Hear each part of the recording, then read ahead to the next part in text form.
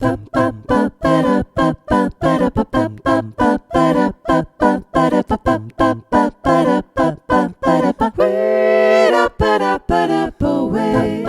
à toutes, bonjour à tous et bienvenue dans Chanter en chœur, ça s'apprend, le podcast des amoureux du chant choral. Je suis Anne Le Goff, chanteuse, chef de chœur et professeure de chant depuis plus de 20 ans. Et ici, nous parlons de voix, de chant et plus particulièrement de chanter ensemble. Les liens, bonus ou images dont je vous parle dans les épisodes sont à retrouver sur mon site annelegoff.fr. D'habitude, Le Goff, ça s'écrit en 2 mots et j'y tiens beaucoup, mais pour cette fois, Anne Le Goff, c'est tout attaché.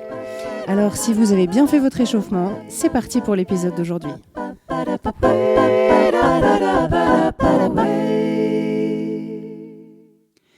Le qui suis-je du jour.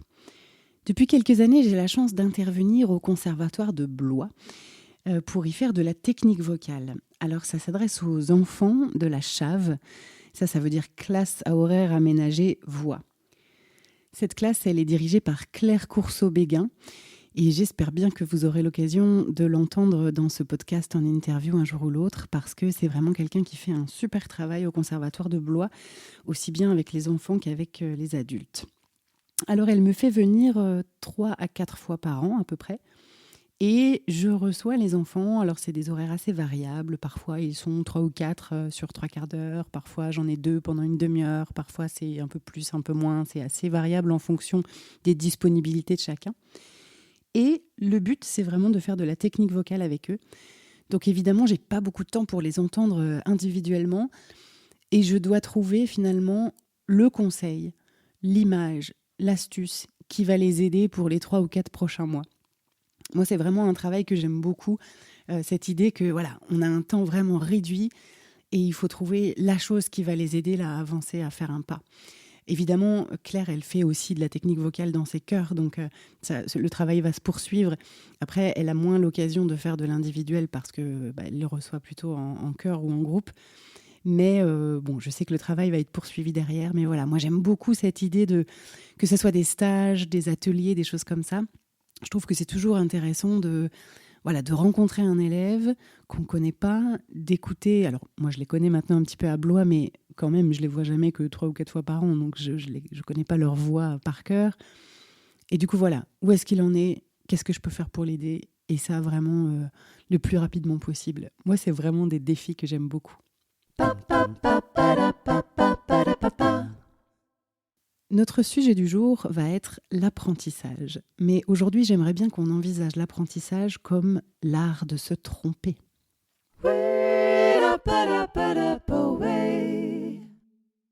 Donc aujourd'hui, on va s'intéresser plus particulièrement aux chorales dans lesquelles on apprend les morceaux pendant la répétition. C'est-à-dire que c'est le chef de chœur qui vous apprend les morceaux, les mélodies, par imitation finalement, par répétition. Et c'est lui qui vous apprend toutes vos lignes mélodiques et qui ensuite vous apprend à les superposer. Dans certains cas, il y a des choristes qui lisent la musique ou bien qui la travaillent à la maison, ou d'ailleurs qui la travaillent à la maison avant la répétition, ce qui fait que le chef n'a plus, entre guillemets, qu'à mettre tout le monde ensemble et ensuite à travailler vraiment la musique, le vif du sujet. Là, voilà, on va s'intéresser plutôt aux chorales où les choristes ne sont pas lecteurs, et donc où ils arrivent en ne connaissant pas les partitions et c'est le chef qui va leur apprendre. Et donc, on va essayer de débroussailler un peu cette histoire d'apprentissage. Qu'est-ce qui peut favoriser l'apprentissage et dans quelles conditions, dans quelles situations le choriste peut essayer de se mettre pour que ça soit à la fois plus facile mais surtout plus profitable à la musique.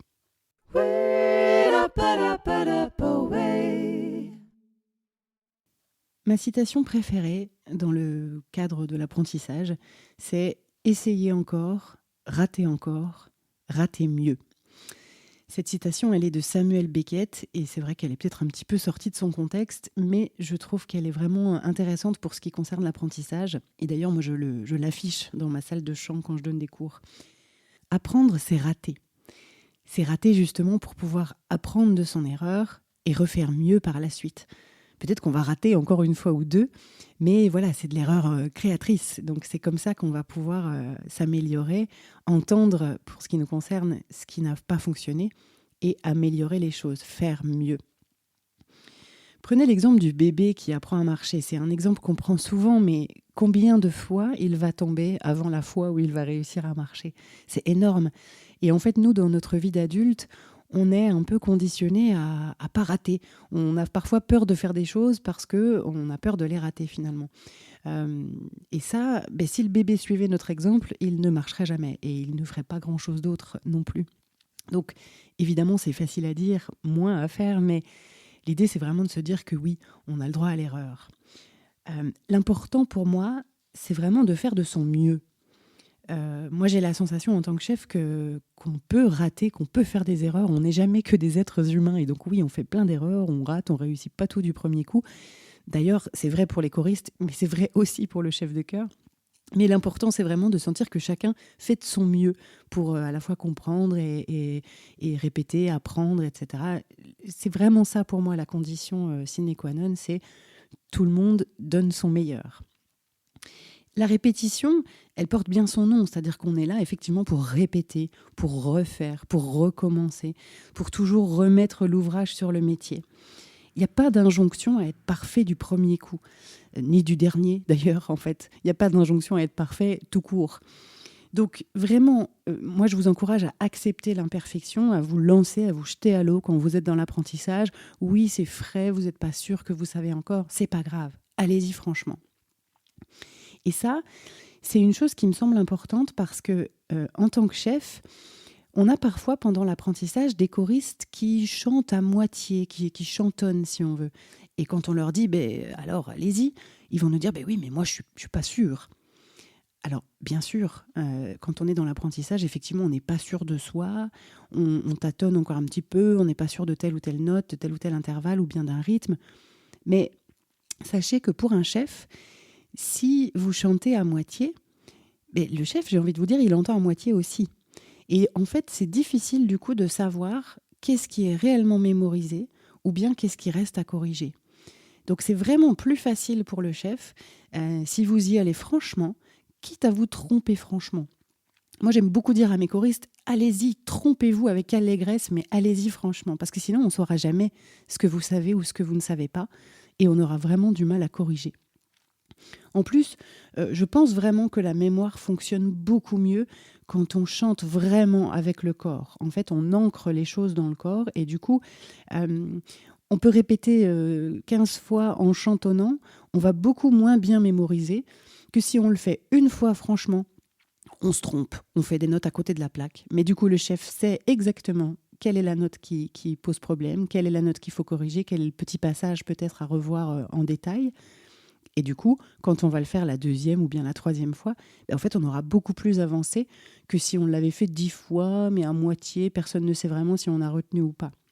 Donc, c'est vrai que c'est difficile, parce qu'encore une fois, bien sûr, quand on n'est pas sûr de soi encore, on a du mal à engager le corps. Mais c'est vraiment une discipline, c'est vraiment une chose à penser quand on est dans l'apprentissage, c'est voilà, j'y vais franchement, quitte à me tromper. Encore une fois, oui, on a le droit de se tromper. Et c'est comme ça finalement que la mémoire va vraiment mieux fonctionner.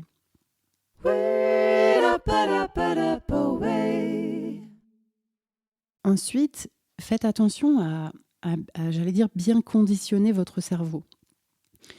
Parfois, je vois des élèves qui démarrent un exercice ou bien un apprentissage, une phrase que je viens de leur chanter et qui veulent la répéter. Et je les vois démarrer en faisant non de la tête, par exemple. Ou bien en se disant, ou même en disant à voix haute, « Ah ben non, mais j'y arrive pas. Oh ben non, mais je vais pas savoir le faire.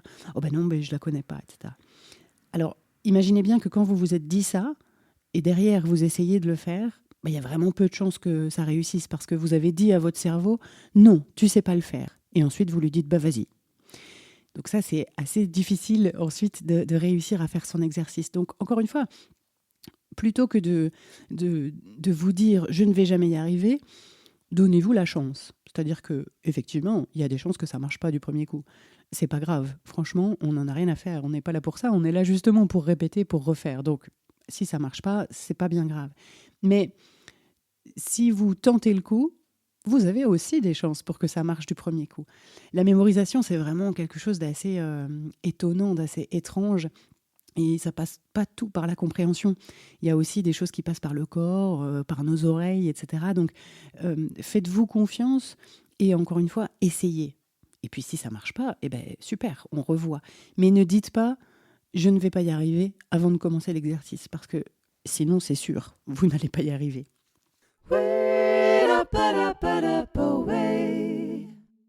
Ensuite, ce qui me semble important dans l'apprentissage, c'est vraiment la qualité de l'écoute. Il faut vraiment être attentif à écouter avant de faire. Et quand je dis écouter, c'est écouter vraiment, être dans une écoute active. Et je dis ça parce que souvent, en répétition, je vois des choristes qui ont en fait du mal à écouter vraiment. C'est-à-dire, combien de fois je vois des choristes qui se mettent à chanter en même temps que le chef. C'est-à-dire que le chef donne l'exemple, et puis hop, le choriste, il chante avec. Mais entendez bien que quand vous êtes en train de chanter avec le chef, oui, vous continuez à l'entendre, vous avez l'impression aussi que vous assurez votre voix, mais vous loupez aussi beaucoup d'informations. Un chef qui vous donne l'exemple, normalement, il va vous donner des infos très précises, en fait, dans la manière dont il va chanter votre phrase. C'est-à-dire que, bien sûr, il va faire le bon rythme, il va vraiment ajuster ses hauteurs, il va vous donner des informations de justesse aussi, il va vous donner des informations de timbre, de nuances, de phrasé. Normalement, quand il vous donne l'exemple de la phrase, tout ça est déjà contenu dans ce qu'il va vous chanter. Et si vous n'êtes pas vraiment à l'écoute, vous allez louper les 3/4 de ces infos. Vous aurez peut-être les infos des intervalles, des notes, mais c'est tout. Et encore, parfois, quand on chante avec, on ne se rend pas compte, mais en fait, on fait un peu autre chose, on suit. Et c'est pas la même chose de suivre ou d'intégrer et de pouvoir refaire ensuite. Donc je sais que c'est tentant de chanter en même temps que le chef, d'abord parce qu'on a super envie de chanter, qu'on est enthousiaste, et ça, c'est plutôt une bonne chose, évidemment. Mais aussi parce que voilà, c'est comme si c'était une manière de se vérifier avant que ce soit vraiment notre tour. Pendant que le chef chante, on chante avec, comme ça on vérifie qu'on a bien retenu. Sauf qu'en réalité, voilà, c'est pas franchement une bonne idée, parce que pendant ce temps-là, encore une fois, l'écoute, l'oreille ne fonctionne pas à plein, ne fonctionne pas de manière active, et vous perdez des infos. Et de toute façon, imaginez-vous bien que le chef, il vous donne l'exemple, mais ça va être votre tour juste après. C'est-à-dire, ne soyez pas impatient. Bien sûr qu'il va vous donner le départ ensuite, et que ce sera votre moment, et que vous allez pouvoir la vérifier si vous savez ou pas encore, et alors ce qu'il faut revoir. Mais encore une fois, si vous chantez en même temps que le chef, ça ne fonctionne pas en fait dans l'apprentissage, et lui a beaucoup plus de mal aussi à savoir ce qui est retenu, ce qui est intégré ou pas encore. En fait, c'est comme dans la vie. Normalement, je dis bien normalement parce que ça ne se passe pas toujours comme ça, mais normalement dans la vie, on attend que son interlocuteur ait fini de parler, ait fini sa phrase pour lui répondre. Ça, c'est le meilleur des cas, parce qu'encore une fois, bien sûr qu'il y a beaucoup de cas où ça ne se passe pas comme ça, malheureusement.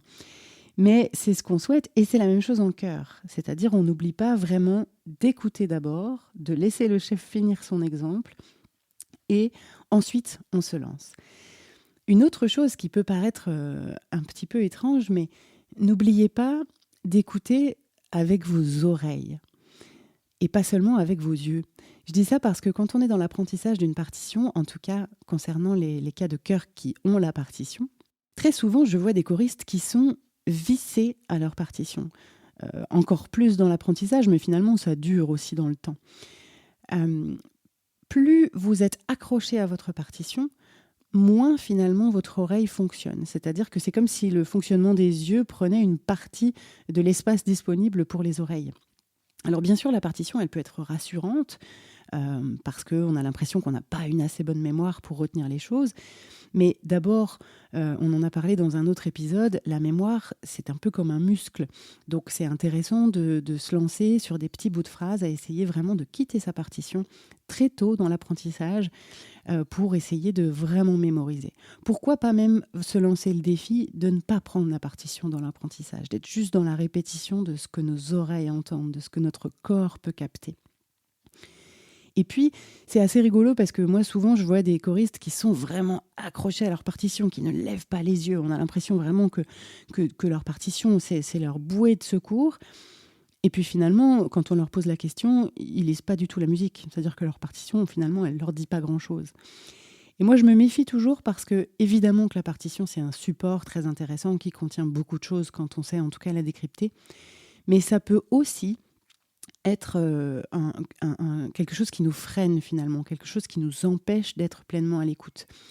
D'ailleurs, petite anecdote, mais moi j'ai pu vraiment voir des différences de son dans les chœurs quand on donne une partition qui n'est pas propre, qui est un peu brouillonne, qui est, je sais pas, peut-être avec une mauvaise définition ou avec qui est trop serrée, avec des notes un peu partout, mal écrites, etc. Ou bien au contraire une partition très claire, très propre, très nette, où tout est bien défini. Et bien en fait ça se ressent dans le son. C'est vraiment assez impressionnant. Mais je trouve que c'est vraiment un apprentissage parce que c'est comme si la partition, elle allait conditionner finalement tout un tas de choses derrière. Ça veut dire que il faut vraiment être capable de la lâcher très vite et de se rendre compte que oui, bien sûr, encore une fois, elle nous aide, mais pas que. Elle nous pose aussi des problèmes. Donc, il faut jongler un petit peu. Je prends ma partition et puis très vite, je la quitte.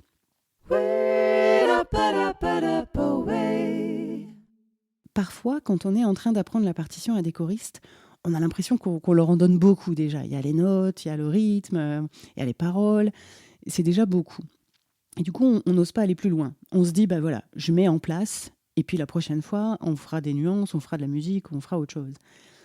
Alors, c'est vrai qu'on est tenté de faire ça parce qu'encore une fois, on est des fois face à des choristes qui absorbent le mieux possible, mais on sent que bah voilà, ça leur coûte et c'est normal. Encore une fois, la mémorisation, c'est difficile.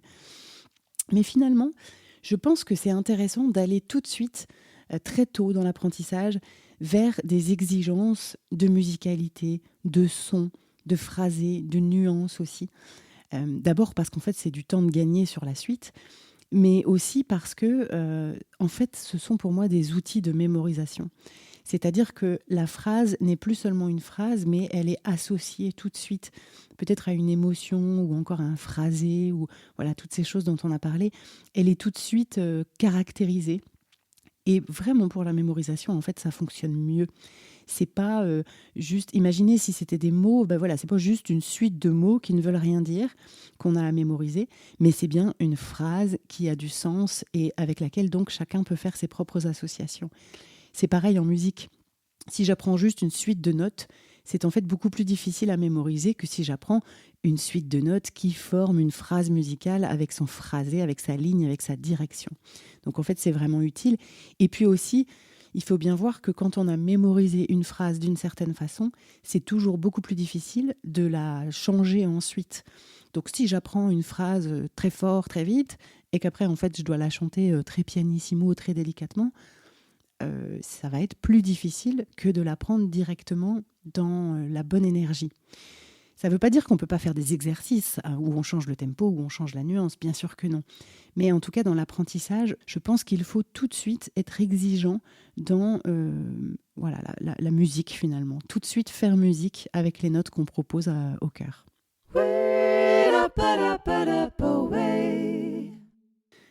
Pour conclure cet épisode, je voudrais vous parler d'une chose à laquelle je m'intéresse beaucoup en ce moment. Ce sont les biais cognitifs. Alors les biais cognitifs, ce sont des schémas de pensée qui sont trompeurs et faussement logiques. En fait, ce sont des aspects du mécanisme de la pensée qui provoquent une déviation du jugement. Il en existe vraiment des tas et on les utilise tous, on en est tous, j'allais dire presque victimes au quotidien. Alors je dis victimes, mais il y en a aussi au contraire qu'on peut utiliser. Alors, pour l'exemple qui nous concerne là, de l'apprentissage, je vais vous en citer deux. Un premier qui serait plutôt négatif et auquel il faut essayer de faire attention, c'est le biais d'étiquetage. En fait, ça, c'est quand on pose un jugement définitif sur soi ou sur quelque chose. Par exemple, quand moi je vous dis « j'ai une très mauvaise mémorisation », c'est un biais d'étiquetage. Parce qu'en réalité, d'abord, peut-être qu'aujourd'hui, j'ai une mauvaise mémorisation, mais ça ne veut pas dire que demain, ce sera encore le cas, parce que c'est quelque chose sur lequel je peux travailler. Et le fait de dire comme ça, de manière posée, moi, je suis nulle en ça, ça va beaucoup moins m'aider à progresser que si je dis, aujourd'hui, voilà, j'ai du mal avec la mémorisation, mais je vais essayer d'y travailler. En plus, c'est peut-être un peu définitif parce que on mémorise. Il y a aussi des choses que je mémorise très bien. Donc en fait, c'est vraiment dans certaines circonstances. Et peut-être que c'est à moi de trouver quelles sont les choses qui m'aident à mémoriser. Donc ça, c'est le biais d'étiquetage. C'est de se dire, voilà, ça, je suis nulle. Ça, je sais pas le faire. Ben voilà, revenons un peu là-dessus et disons, ben voilà, aujourd'hui, c'est pas mon fort, mais je peux y travailler si en tout cas c'est quelque chose qui m'intéresse. Et puis un autre biais intéressant, qui celui-là serait beaucoup plus positif dans notre histoire d'apprentissage, c'est le biais qu'on appelle l'effet d'humour. Et celui-là, il est tout simple, c'est juste qu'on a découvert qu'on retient mieux les informations quand on les perçoit comme drôles. Alors vous aurez remarqué que dans le marketing, ça a été bien compris ça, donc voilà, on voit beaucoup maintenant de publicités pleines d'humour. Mais c'est bon à savoir aussi pour les chefs, parce que si vous arrivez à donner une petite touche humoristique à vos apprentissages, il y a des chances que ça aide vos choristes à retenir l'information. À tester donc. Le bonus du jour. Aujourd'hui, je vais vous mettre un enregistrement d'un morceau qui s'appelle Ballet Star, qui a été composé par Jaakko Mäntyjärvi, qui est un compositeur finlandais né en 63. Voilà, c'est vraiment un très très joli morceau, ici interprété par les Trois Moustiquaires, donc un trio vocal humoristique dont je vous ai déjà parlé, où on chante avec mes copines Madeleine Sor et Hélène Hérault. Alors ici, vous allez voir qu'on est sur le versant vocal et pas sur le versant humoristique. Mais voilà, c'est un chant qui peut aussi vous intéresser si vous dirigez un chœur à voix de femme. Moi, j'ai eu l'occasion de le faire chanter à mon chœur de femme, la Cadencia, et c'était vraiment très plaisant. Profitez bien de ce bonus.